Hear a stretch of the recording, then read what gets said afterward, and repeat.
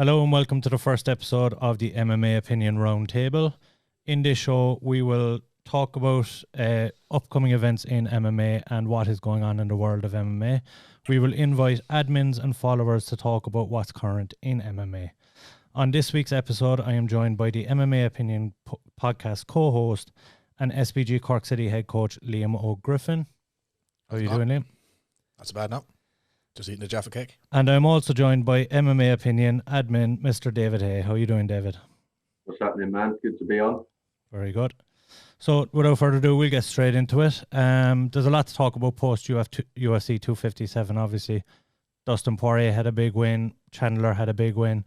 I suppose the first question right out the gate, and I'm going to throw this one to you, David, is what is next for Poirier? Does he fight for the title, and who do you believe he fights against? I mean, I agree with what he's been saying. I mean, he is the champion, really. If Khabib's not going to come back, then Poirier is the champion. He's the people's champion anyway, at least. So, I mean, as stylistically, obviously the rematch with Conor would be good, but I think if you're looking at rankings and the belt, then it's got to be Oliveira, really, for me. Yeah. If he's gonna fight again, this year, it's got to be Oliveira. And do you believe Michael Chandler is in the running after his impressive performance? I mean, arguably, is that the best UFC debut ever? I mean, it's got to be up there. I mean, we know that Dan Hooker's got a hell of a chin, man. One of the best chins in the business, and he slept him with the first punch he landed. Yeah. So, I mean, and I like Chandler. I like the way he talks. I like the way he carries himself. I think he's got the right ingredients to be a champion in the UFC, but he's got a few tough tests before we can say that, really. Yeah, so if you're to play matchmaker, if the UFC came to you tomorrow and they said, we wanted you to fix this lightweight division now, what 3 to 4 matchups are you making at the top of the division to give it a clearer picture? Right, well, I'm going to go Dustin and Oliveira. That's for the title. And then, I mean, you've got McGregor. I mean, Conor's right in the mix still, I believe. Do we go Conor... Tony Ferguson, maybe. You good one. I mean, there's Nate Diaz sneaking in there as well. I mean, he's always saying something from his cloud of smoke somewhere. Dos Anjos is in the mix. So I'll probably go maybe Conor Ferguson, Chandler Gaethje. And then you've got to throw Dos Anjos and maybe Hooker or Felder in there too. Yeah. I mean, the possibilities are endless. This is one of the most stacked divisions in the UFC, I believe. And, playing matchmaker is going to be difficult in this one, definitely. Yeah, and I suppose, look, I'll throw the same question to you, Liam, before I give my own opinion. If you're to pick the title fight and maybe a number one contender fight, what way are you leaning towards and who you giving that shot? Is it Dustin Poirier and is Khabib completely out of the picture? Yeah, Khabib's gone. Khabib's gone. Let's forget about him. Let's move on. I think at this stage, officially, Khabib should retire and they should just announce Poirier as the champion, in which I think they already did for Khabib when Conor was stripped, right? Didn't they do that? So UFC 229, he fought for the title against Aloy Kenta, but wasn't after he was stripped. There was somebody that was declared a champion without having to fight for it. The only one I can think of off the top of my head is Ronda Rousey way back when, but yeah, no, yeah, that's definitely one, but there was another one in there somewhere. But yeah, I think he has, like, that was the title fight. For all intents and purposes, that was the title fight. As soon as Khabib retires, they should just automatically announce Poirier as the champion. From there, I think I'd like to see Tony Ferguson for Conor. Yeah. I would think Oliveira gets next shot. No. There's just, that has to happen. Yeah. I know there's going to be I know Conor and John Kavanagh were pushing for the rematch, the immediate rematch. I don't think that would do Conor any service. I think Conor just needs to stay active. He's going to return to form as long as he stays active. Yeah. Let's get him in there with somebody else like a Tony or a Gaethje. It doesn't really matter. It doesn't really matter who he faces. It just needs more activity. And he'll come back around. He's not going anywhere for the next couple of years, so he's got time on the side there. And just let Poirier and Oliveira to get the undisputed title out of the way, and move on from there. Chandler definitely needs another one though. Yeah. For me, anyway, I think I complete agreement on the title fight. I think it's Poirier versus Oliveira. However, I think Chandler and Gaethje should be next up as in a number one contender bout, and then it's kind of a mishmash of what's left. I would actually like to see RDA going against Ferguson. I think both guys have been around there for a long time. They both fought the elite of the division, and they're the ones just outside that bubble of the top five. And I would also put in Conor against Nate Tree. Look, I know it's people are still seeing it as a gimmick fight, but if Nate is being reintroduced to that division and reintroduced to the top, which is what Dana was almost suggesting, the Conor fight makes sense right now, and I don't think it's ever going to make more sense than it does right now. But touching on that, we're going to have a look at Conor McGregor and what is next for him, and I'm going to come to you first, Liam, on that. Obviously, look, the Diaz fight makes sense in for different reasons, and you're talking about a Tony Ferguson fight. What do you think he needs to do to get back up to that level, to get back up to that championship caliber of fight? Just activity. That's all. That's really this. I like the thing about Conor is that he's got probably one of the best abilities to self-analyze post-fight. Yeah, we never really have to go far from what he analyzes himself after a fight. He's quite obvious. He's quite honest. If he fucks up, he says he tells you exactly where he fucked up, and activity is definitely something he needs to look at. Like he's going to fix that, like kick, check, defense now. That's a done deal now at this stage. So that's an obvious thing. But yeah, he just needs activity. Yeah, and a lot of people kind of touch on the Conor press conferences as if he's making excuses for his performance. But if you actually look at it, he's generally just kind of breaking down the fight himself. Yeah, he's doing a post-mortem in real time. Exactly, and a lot of people see that and they say, oh, he's making excuses about the leg. But he's not. He said straight up that Dustin was the better man and his game plan was better on the night. Just throwing it to you, Dave, there. Do you think it was a subpar performance by Conor, and do you think there's implicating factors there? Do you believe he can come back better and motivated to be better in the near future? I mean, he's changed his whole persona really in the lead up to this fight. He's gone to like nice Conor. I'm not sure whether I prefer nice Conor over crazy Conor, but to be honest, when he was walking to the octagon for that Poirier fight, he looked the most nervous I've ever seen him look.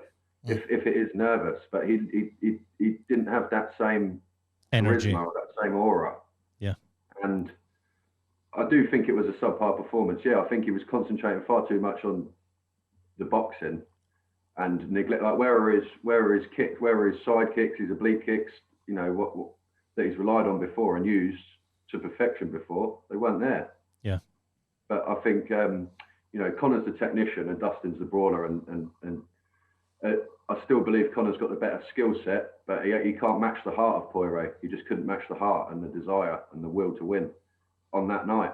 And like you said, the best man won. Yeah. I do believe he'll be back, yeah. I think he fights twice this year again, if he's true to his word and he means what he says. Yeah.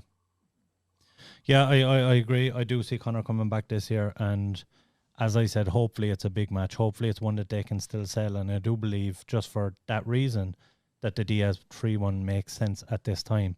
I'm going to move on a little bit from the lightweights, and even though it's still a lightweight technically, but we're going to move down the division quite a way. You had Nik Lentz put in, and we talked about it on the podcast, Liam. It was a very much a game performance out of Nik Lentz, but did take a lot of punishment, and he has since retired on social media, and that's something we kind of echoed in the podcast. That is something we did want to see, and there's a lot of fighters of that ilk and that era that let it go too long.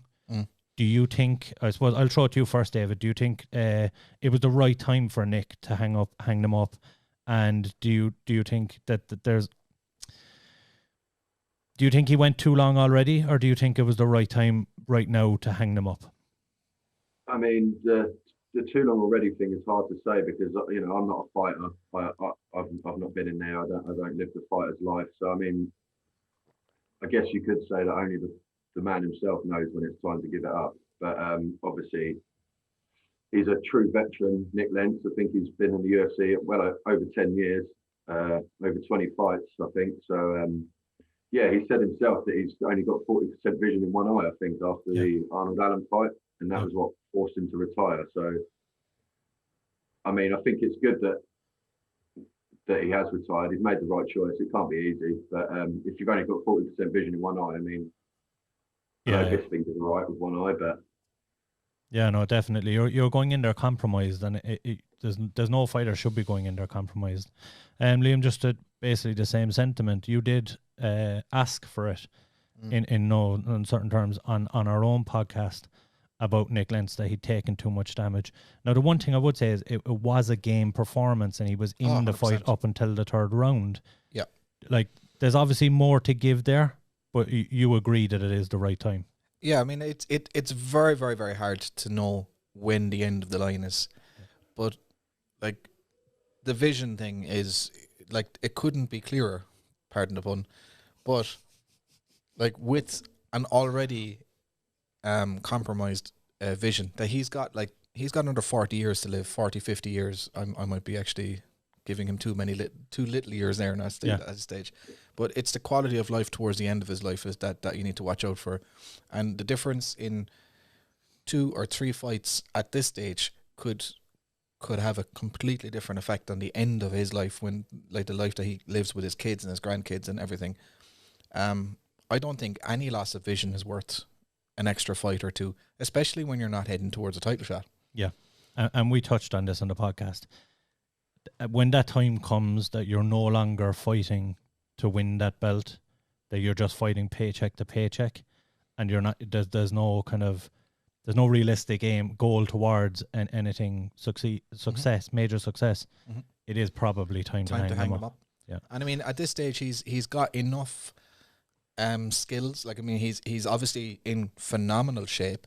He's in the prime of his technical ability. This is the perfect time to become like a seminar coach or other things that you can still do with your body at this age without getting more brain damage. He could, set up a kind of an instructional online series with a YouTube channel and lots of different things, and arguably within a couple of years get up to where he's already what he's earning now already. And that's much more sustainable in the long run. Or he could go back to the circus. I believe his family came from the circus originally. That awesome. was that's where the nickname came from. I do want to move on and look at 2021 as a whole so far. It's only been 3 fight cards in the UFC, but we've seen a lot of underdogs win. We had Alessio De Chirico, we had Dustin Poirier, Marina Rodriguez, Marcin Prachnio, just to name a few. We have 6 title fights and 6 big title fights coming up. You have Usman Burns, Nunes Anderson, Jan Izzy, Jan Sterling, Volk versus Ortega, and Stipe versus Francis, all in the next kind of 5 to 6 weeks region. No, it's about 7 to 8 weeks.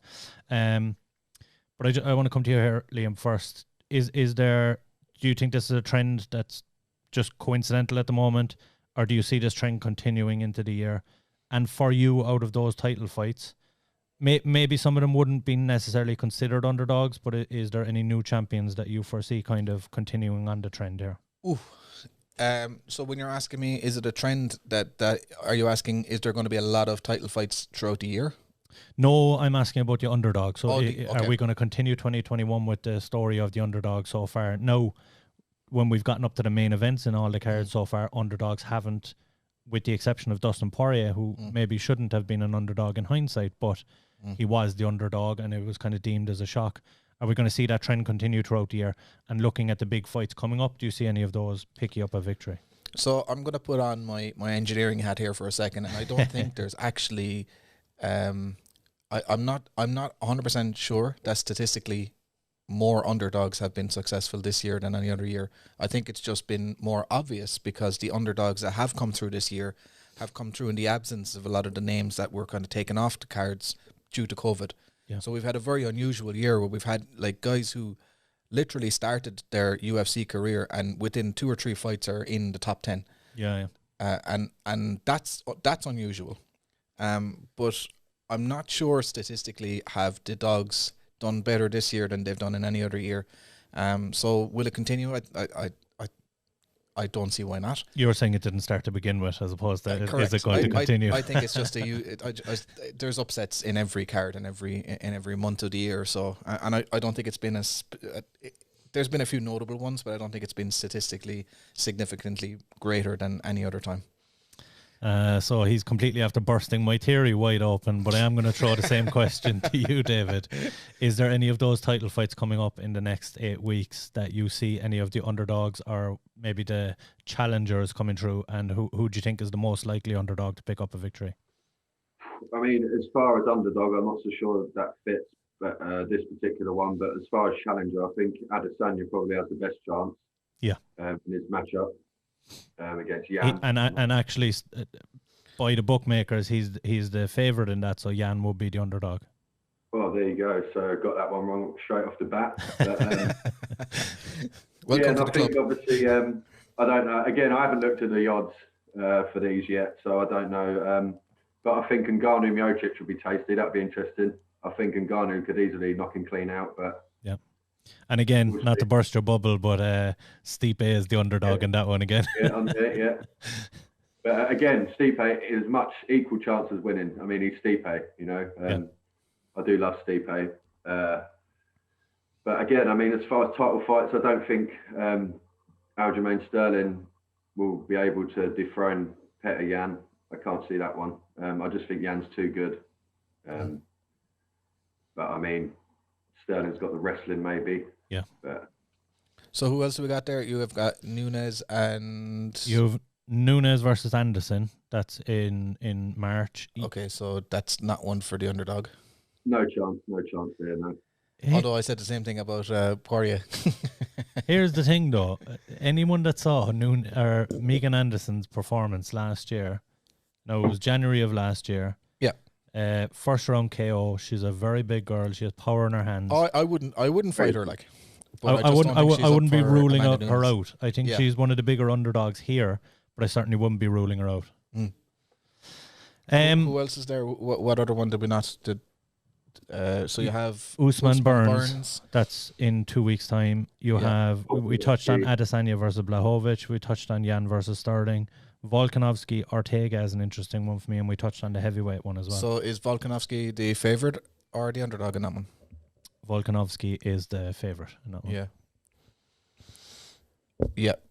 No, I don't see Ortega taking that one either. For me, I can actually see a few of the titles swapping hands here. I know I've bigged up Megan Anderson. She will put up a performance against Nunes, but I can't see her getting it done over the 5 rounds. I was going to say 3 rounds. Usman Burns, I've been cautious of betting against Usman because every time I've done so, that he's proved me wrong. I think the big challenge for Usman in the very near future could very well be Hamzat Chimaev. That was my call at the start of the year. You just got a hard on about him now. I do a little bit, yeah, but that's besides the point. With regards to the Jan Blachowicz, Adesanya, I'm very much with David here. I think Adesanya is a little bit too good for Jan Blachowicz. But again, I've gone against Jan in the past and that stung me. No, I agree with you on this one. I think it's a bad stylistic matchup for Jan Blachowicz on this one. Go with a skinny guy, man. Always with a skinny guy. Always a skinny guy. With regards to Petr Yan versus Sterling, I can actually see Sterling taking this one. I think he's been long overdue the shot, and I think he has what it takes to get in there with confidence and just impose his game plan, as opposed to getting starstruck by it and to go in there. If he went in there a little bit greener, I think I'd be more worried for him. But I think he can make this an ugly fight and just out wrestle Petr Yan for the 25 minutes. Volkanovski Ortega, I see Ortega. I think the version of Ortega we saw last, and this touches again on getting your shot too early. I think when Ortega went in against Max, he was a little bit deer in the headlights. I think the performance we saw from Ortega against Korean Zombie, it was just absolutely frightening. I think that version of Ortega is too good for Volkanovski. And in the Stipe Francis one, I'm going to do what I didn't do all last year and what I didn't do all the year before. I'm going to put some respect on Stipe's name, and I'm going to pick Stipe in that one as another underdog. So you're going with quite a few underdogs there, so I have a few underdogs picked. Some are champs, but some are like I've Sterling, Ortega, Izzy to pick up. So you're going to be rolling in it by the end of the year. Like we're going to be coming to you for... Judging by my bets so far, and we do the Pro-Am's predictions, and I'm 4-8 overall for my bets. It's the worst start I've ever had to a year. What's the nickname for someone who's 4-8 and twice as many losses as victories? What's that called again? A 50 or? It's a plus 500 is what they call someone with half the amount of losses as wins. I'm a minus 500. I don't know. Yeah. So yeah, it is what it is. But we'll move on to Dana White. I really want to get into this.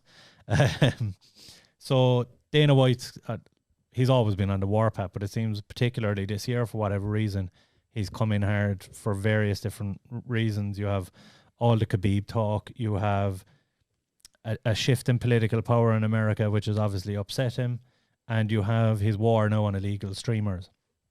Now, he touched on in the press conference that he's caught someone and that person pulled their stream and all this and encouraged people to buy the fight legally. And publicly apologised.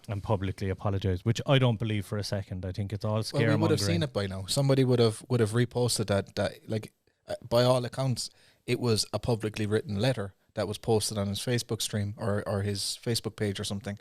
Yeah. One of the media outlets would have picked that up and reposted it. And it's supposedly one of the big guys as well. So it's for me, it's absolute nonsense.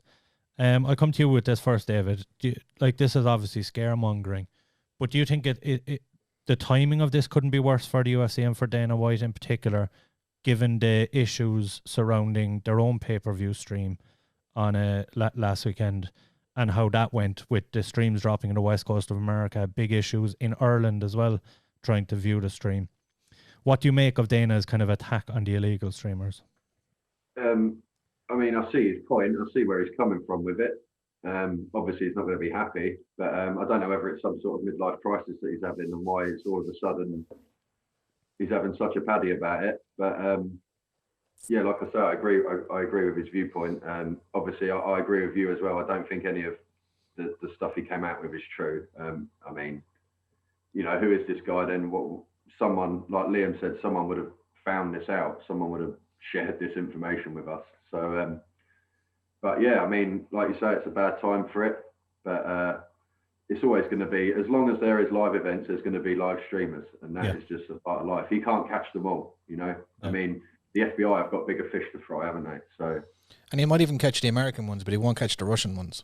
No, absolutely not. Worldwide, and even in America, anyone that uses a VPN, that they're going to be hidden from this. Now, obviously, he's not attacking each individual person or coming after each individual person who's streaming. He's going after the people that are putting out the streams. But I even think at that, there's a legal loophole there. They're not hosting the streams, so you can't catch the websites. Someone argue it's a victimless crime, you know. Yeah, well, I don't know about it being a victimless crime. There is obviously, they're a multi-billion-dollar organization, so that's their argument. But at the end of the day, they are putting out a product for people to pay for. My issue is I have no problem paying for it, but make it accessible and make sure that it is actually working and live and doesn't drop halfway through. I wouldn't expect that out of a free stream. I mean, he probably raided his own server room, didn't he? The memes, by the way, have been absolutely they were brilliant. Yeah, the memes have been very funny. Yeah. Yeah. And staying on the topic of Dana White, I do want to touch on that meeting that he had with Khabib and where his head was at coming out of that.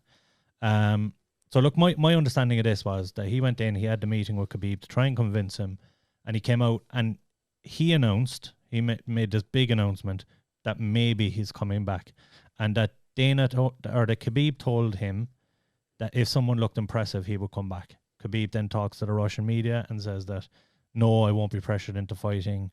I won't disappoint my mother like that. Liam, I want to come to you here first. Do you think there was any truth coming out of that meeting that Khabib was making a return, or do you think this was more of Dana's rhetoric, just trying to kick it down the road and to delay so that he didn't have to put a title on the line on Saturday night? And a follow-up, why is that beneficial for him to not have a title on the line on Saturday night if Khabib's not interested in coming back? So I think he's been hanging out with Donald Trump for too long, and just basically his alternative facts and his fake news is just, he kind of thinks that if he says it's going to be true kind of thing. So yeah, it's complete and utter horseshit. Why is it beneficial? I suppose just to keep the shine on Khabib. You know, just to not like you never want to talk down your biggest asset. Like, so, you know, I think, and I think there was a bit of hope in there for Dana as well. Had Conor won that fight, we would be having a totally different conversation. That Khabib fight would still be on the table if Conor won. Yeah, I think the fact that he lost it has just banished it for good. Yeah, and to David as well. You touched on that Dustin Poirier should be the king of the division now and should be the champ. So you're obviously of the opinion that Khabib is not coming back. Do you see him coming back at any point? Are we done with Khabib? Or is it just that the lightweight division needs to move on right now? I feel like I don't feel like he's as motivated by the money as other people are. I do think with his values and his religious beliefs and stuff like that, I think he is. You know, I think that the whole meeting with Dana was a bit of a PR stunt. A bit of a waste of everybody's time, really, with the outcome and the anticlimax of it all. But I feel like he's got to make a decision. Either Khabib or Dana White's got to make a decision, and you know, he's not the champion anymore. Like I said, Poirier is the uncrowned champ, and I think the division should move on. In the meantime, they can't hang around and wait. And if he does decide to come back, then that's something they can discuss further down the road. But definitely should move on for now. Yeah. Yeah, and finally, I do want to touch on the talks of that Dana White said after that he's moving to Abu Dhabi, and I want to tie in other promotions to this, like Bellator. So Bellator still haven't announced their schedule for this year yet. Now we're nearly at the end of January, and we still haven't got a schedule for this year. And Dana's talking about that there might be issues coming down the line with regards to putting on shows, and certainly going back to Fight Island. With the treat that we had in 2020, now we did have a little period where there was no live events, but there was no sports worldwide. Is 2021 going to be a year where we get much less cards? Are we going to struggle to get more MMA in? Is it not going to be as consistent, certainly as last year? But are promotions under much more strain and much more pressure now, and financial pressure, even to get shows going? I want to come to you here first, David. Do you think 2021 is the year where the shows are much more spread out and they're much more sparse? Or do you think that all the promotions, once Bellator get the ball rolling initially, and once UFC find their kind of feet in America, that we're going to see a busy schedule of fights? Or do you think it's going to be less or so than last year? I mean, I think the powers that be will do everything they can to make sure there's less events, what with safety regulations, social distancing, etc. I think what Dana pulled off last year was unbelievable. You know, credit to him. He made sure we were all treated to loads of MMA, so we can't knock him for that. But there's a reason why the UFC put on so many events and other places like Bellator didn't. You know, money talks. They've got the revenue, they've got the ability. Dana's got the connections. But I think 2021 we'll see a lot less cards. Maybe not a lot less, but I don't think we'll have the splurge of cards we had like middle of last year, towards the end of last year. I mean, restrictions are getting tighter. The fear is spreading. So yeah, and the same to you, Liam. Are you concerned about, because I know for yourself as well, you have amateur fighters here, and you're looking forward to 2021 because amateur MMA hopefully will reopen. And there are good signs to say that it is going to reopen, and that we kind of get that push towards more MMA, and that from the ground level up, that there's a bit of momentum building. However, it seems to be that it's kind of slowing down at the top. Are you concerned that this is going to have a knock-on effect and that amateur MMA is going to go the same way? Or do you think that we are going to see the return of amateur MMA and lower level MMA on a more consistent scale this year? No, I think the first 6 months is going to be slower. And then I think we're going to get back to normal before the end of the year. And two big things are pointing me in that direction. Number one is the Olympics.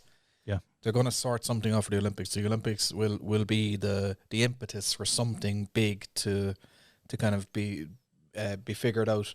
Whether that's a kind of new procedures on creating bubbles or whatever. But that like you're talking. Dave mentioned there that money talks and you know, the organizations that have the money to be able to pull something off will do it. Yeah. The Olympics is the creme de la creme of a sporting organization. They're going to figure something out, and then everybody else will benefit off the back of that. I know Bellator are currently matching. Yep. I don't. They're going to be obviously keeping their American fighters in America, and maybe I hope that they will do the Milan bubble again within the next 3 months. I'm hoping. I have no inside scoop on that yet. But with regards to the amateurs, the fact that a lot of the amateur events are in Asia will benefit because those countries are doing better. They're just doing better in general with regards to vaccine rollouts and having events continuing. So I'm like on a national scene, it's gotten to the stage now where we kind of know we're in this for a bit longer than we had hoped. You know, like throughout 2020 it was like, okay, we'll get to November and then we should be back to normal. We now know we're going to be at least the next 6 months in and out of lockdowns or in and out of restrictions or whatever. And now what we're starting to see is, okay, how can we do this in spite of lockdowns? So we have kind of discussions going on as to how to declare elite level athletes and how can you keep them training, how can you get them competing in safe environments. Pretty much doing what UFC did last year for the professional shows, but trying to do that on an amateur basis. We've got 2 pro-amateur shows going on in Ireland this next 12 weeks. So you have Clan Wars up north in Ireland, and you have Cage Legacy in Dublin. Hopefully those 2 go ahead. They're behind closed doors, and if they can go ahead and if they can prove a model there, well then that'll open up the floodgates and we'll be back to normal. Very good. And just before I let you go, I have one last question for you. So for David first, what are you most looking forward to in the coming weeks, and I suppose in 2021 in general? And then you might let us know where we can find you on social media. For me, I'm looking forward to seeing what happens with the lightweight division, all the will they, won't they stuff. I'm looking forward to the stacked cards we've got coming up. Looking forward to the title fights, Ortega, Volko, Adesanya, and Jan Blachowicz. Social media, you can find me at the MMA Pocket on Instagram and YouTube. Thanks for having me on. It's been great. No problem at all, David. It was a pleasure to have you on. And Liam, same question. What are you most looking forward to in 2021, and where can we find you on social media? Mostly looking forward to return at Bellator because we're up next.